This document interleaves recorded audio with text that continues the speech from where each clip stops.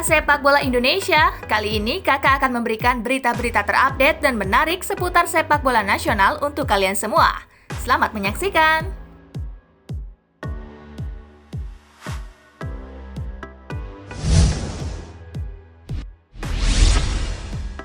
Beda kelas, Timnas Indonesia luluh lantah dibantai Vietnam. Timnas Indonesia benar-benar dibuat tak berdaya saat berjibaku melawan Vietnam pada matchday ke-7 Grup G kualifikasi Piala Dunia 2022 zona Asia di Al Maktoum Stadium Dubai, Uni Emirat Arab, Senin 7 Juni 2021 malam, waktu Indonesia bagian Barat. Skuad Garuda tak berkutik dibantai Vietnam 0-4. Vietnam memecah kebuntuan di menit ke-50. Penyerang Nguyen Thanh Linh menaklukkan gawang Nadeo Argawinata. Hati tentunya Indonesia dan lagi-lagi masih terus dan Gol tersebut sempat diprotes oleh para pemain Indonesia karena menganggap Nguyen Thanh Linh lebih dulu melakukan handball sebelum mencetak gol. Tetapi wasit tak bergeming dan menghadiahi kartu kuning untuk Nadeo. Mental para pemain timnas Indonesia seakan runtuh lewat gol pertama Vietnam. Keunggulan Vietnam bertambah di menit ke-61. tendangan di luar kotak penalti. Kembali lagi pemirsa. 5 menit berselang gawang Indonesia kembali koyak untuk ketiga kalinya. Pemain yang baru masuk, Nguyen Chong Phuong, dengan mudah mencetak gol saat berdiri bebas, menyambut kemelut hasil sepak pojok. Tuang melakukan bahaya kembali dan apa yang terjadi? Gelandang Vietnam, Phu Van Tan, ikut menggenapi keunggulan 4-0 pada menit ke-74. Bahaya kembali terjadi dan gol keempat masuk kali ini ke gawang. Tidak ada tambahan gol lagi di waktu tersisa. Vietnam mampu mempertahankan keunggulan 4 gol tanpa balas dari Indonesia.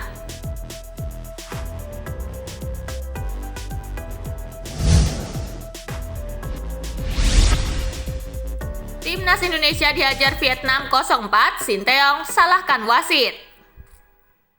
Timnas Indonesia dihajar Timnas Vietnam 0-4 pada matchday ke-7 kualifikasi Piala Dunia 2022 zona Asia. Pelatih Sinteyong menyalahkan wasit Ahmad Al-Ali atas kekalahan timnya itu. Gol pertama Vietnam pada menit ke-51 melalui Nguyen Thanh Linh berbau kontroversi. Sebab penyerang bernomor punggung 22 itu dianggap menyentuh bola dengan tangan sebelum mencetak gol. Para pemain sudah bekerja keras. Saya mengucapkan selamat kepada pelatih Vietnam Park Hang-seo, kata Sinteyong pada konferensi pers setelah pertandingan. Pada babak pertama skor imbang, namun di babak kedua wasit mengubah suasana. Saya pelatih yang pernah merasakan Piala Dunia 2018. Kenapa skornya bisa lebih jauh dari yang seharusnya tidak seperti itu? Juga untuk AFC, mereka harus mengecek ulang wasit. Semoga tidak terulang kedua kalinya kejadian seperti ini. Jelas arsitek asal Korea Selatan tersebut.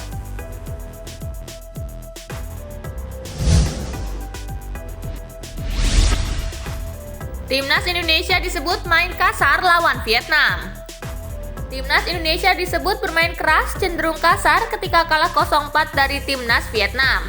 Pelatih Sinteyong menganggap beberapa pemain tampil ngotot demi revans dari SEA Games 2019. SEA Games 2019 yang dimaksud Sinteyong adalah saat Timnas Indonesia level usia U22 berhadapan dengan Vietnam U22 di partai final. Waktu itu, Timnas Indonesia U22 gagal meraih medali emas setelah kalah 0-3 dari Vietnam U22. Sejumlah alumnus SEA Games 2019 dipromosikan Sinteyong ke Timnas Indonesia level senior dan turut bermain kontra Vietnam, semodel Egy Maulana Fikri, Rahmat Irianto, dan Nadeo Argawinata. Jadi ini sebenarnya bukan taktik dari saya, namun ada beberapa pemain yang bermain di SEA Games 2019. Jadi kemauan mereka memang tinggi sekali dan akhirnya mereka fight, kata Sinteyong pada konferensi pers setelah pertandingan.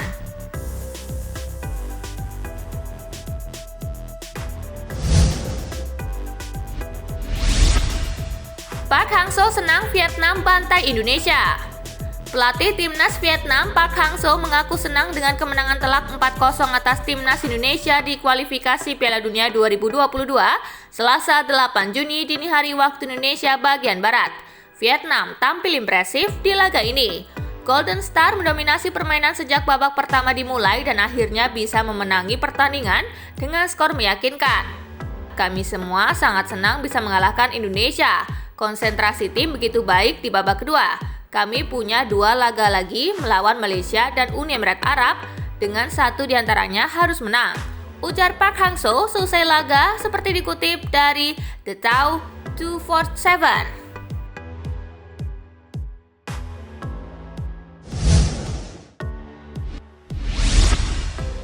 Tak kunjung sembuh, Ryuji Utomo dipulangkan PSSI dari Dubai. Cedera hamstring membuat Ryuji Utomo urung membela timnas Indonesia di kualifikasi Piala Dunia 2022. Ia dipulangkan PSSI karena tak bisa bermain. Ryuji datang ke Dubai, Uni Emirat Arab dalam kondisi tidak bugar 100%. Ia cedera hamstring saat masih memperkuat Penang FC. Dalam tim terlihat Ryuji Utomo tidak ikut berlatih. Ia dipulangkan karena cedera. Ryuji cedera dan belum dapat pulih sepenuhnya. Ini akan beresiko jika dipaksakan. Demikian pernyataan resmi PSSI Senin 7 Juni 2021.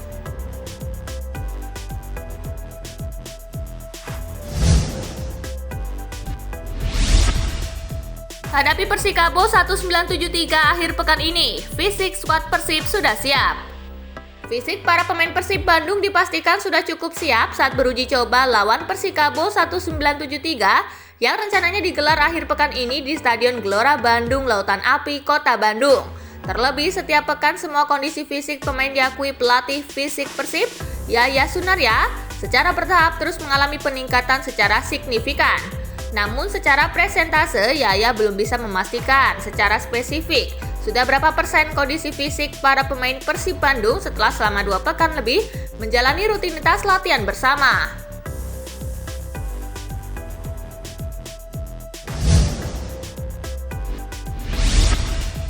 Crazy Rich Malang jadi presiden klub.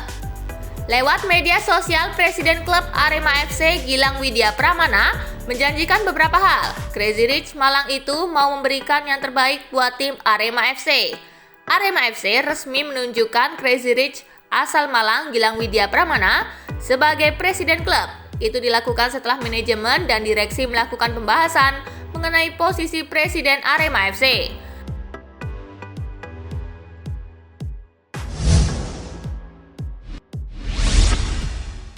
Pelatih Bali United terbentur regulasi di Liga 1. Pelatih Bali United, Stefano Cugurateko, terancam tak bisa mendampingi klubnya di Liga 1 maupun Piala FC. Hal ini terjadi lantaran adanya regulasi mengenai lisensi kepelatihan sosok asal Brazil tersebut. Seperti diketahui, Teko saat ini mengantongi lisensi CBF Pro. Sementara itu, PSSI Pusat dan PT Libe selaku pengelola Liga 1 Indonesia mewajibkan para pelatih peserta Liga 1 harus mengantongi lisensi AFC Pro. Michel Gerald selaku manajer Bali United mengatakan seharusnya bisa karena regulasinya pelatih harus lisensi AFC Pro atau setara. Lisensi AFC A setara CBFA dan UEFA E, kalau Pro AFC ya setara Pro CBF atau Pro UEFA, ujarnya.